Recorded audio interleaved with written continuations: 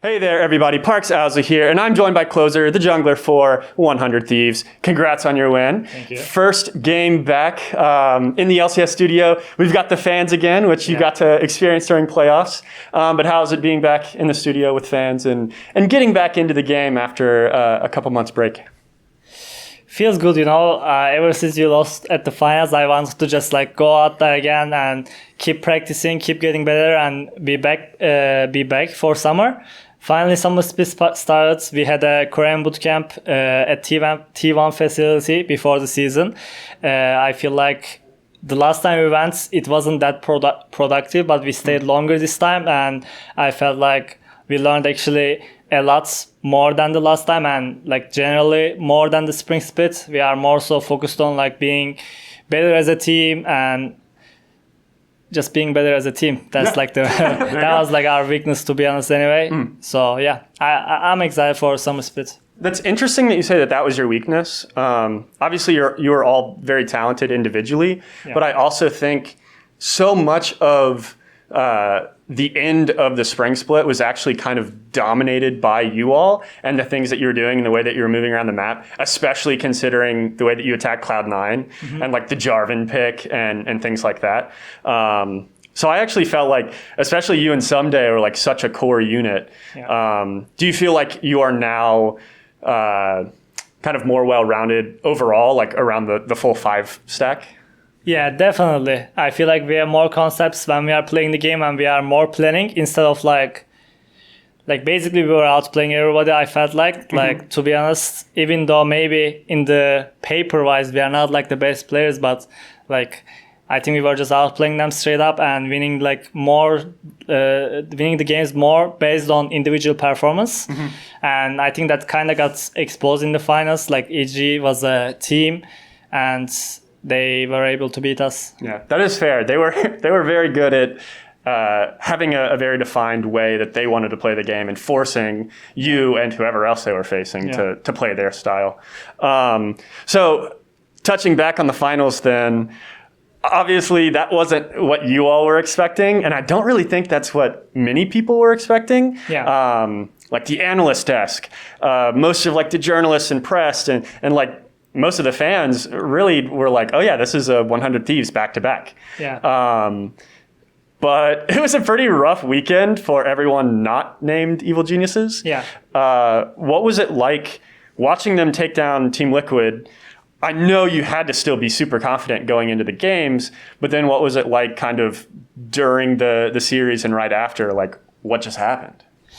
I think just because we played Team Liquid in the finals last year, and then how they started the season, how the scrims were looking, we thought we're gonna play Team Liquid again in the finals, to be honest. The mentality was we were mostly prepping for them. Obviously, it's not an excuse, but mentally, it wasn't that easy to adapt because they straight up stomped Team Liquid 3-0.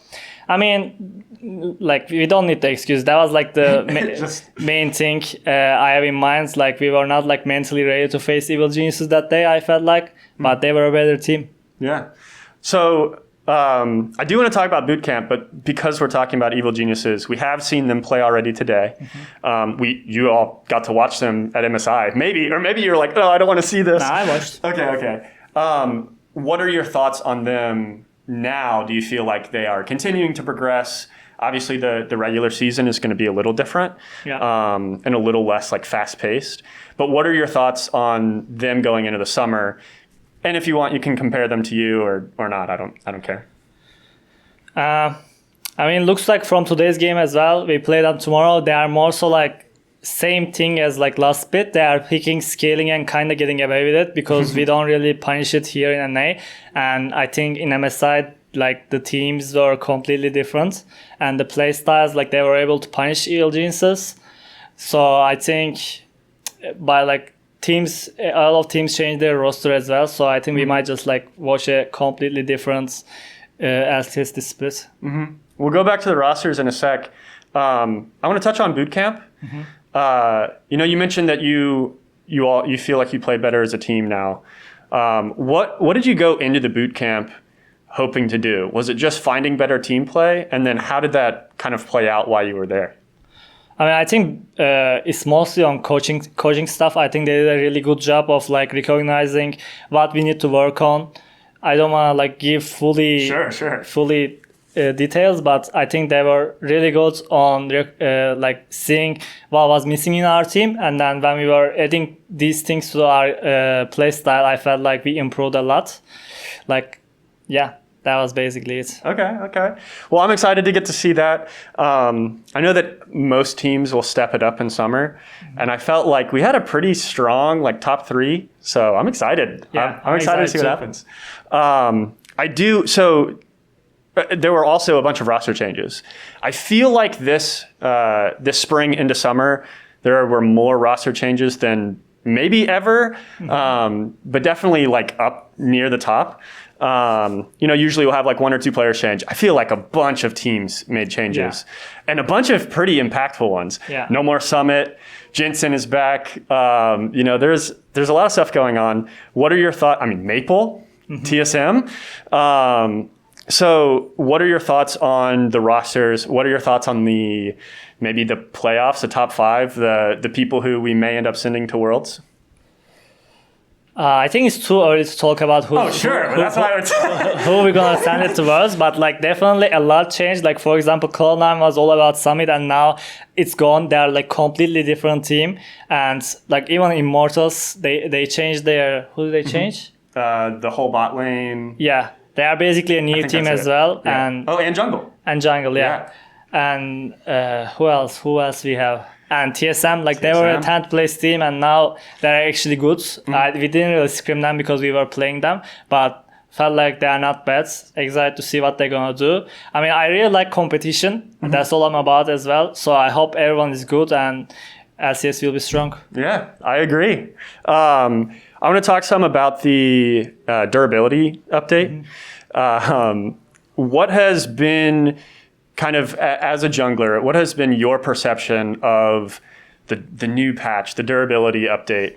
And do you think that it's going to have much change on the way that the LCS plays, the way that maybe the worldwide meta develops? Because usually the LPL and the LEC are like really, really fast and in your face, and the LCK and the LCS are like, oh, we'll scale and we'll, whatever, and we'll team fight at the end.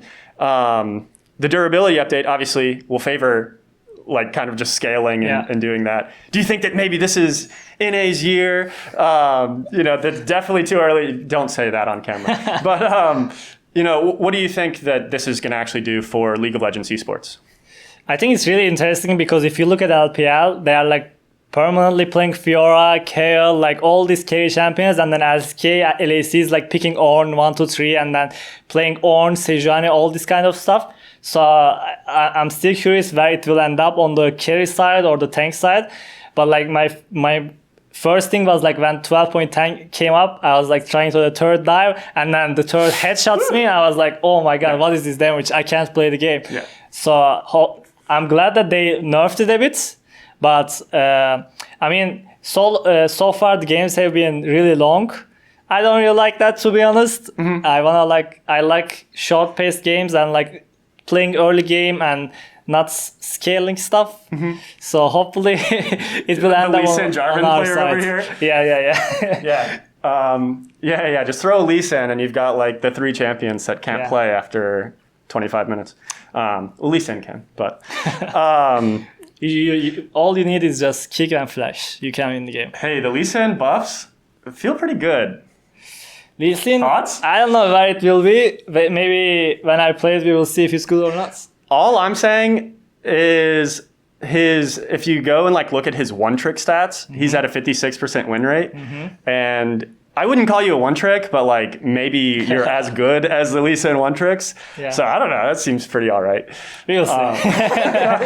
I like watching Lee Sin. I feel like some people don't, but any other kind of thoughts that you have for the summer split? Obviously, you all are gunning for Worlds. You're gunning for another trophy, a back-to-back summer at least. But anything that you're kind of looking out for, things that you want to polish up, teams that you're like really curious about, anything else kind of going into summer? Going into summer, I'm focused on progress. Like I want to be ready for playoffs, peak at good time, like playoffs time. I want to peak as a team and peak as a performance. Like I want to show everyone different closer this split. Like I don't care if I played good, I was the best or what. Like I want to go into another split, another level this split, and I want to win it all. All right. Best of luck, of course. That does it for us today. Thank you all for watching. Please like, subscribe, do all of that stuff, and check out the rest of the content, and we'll catch you next time.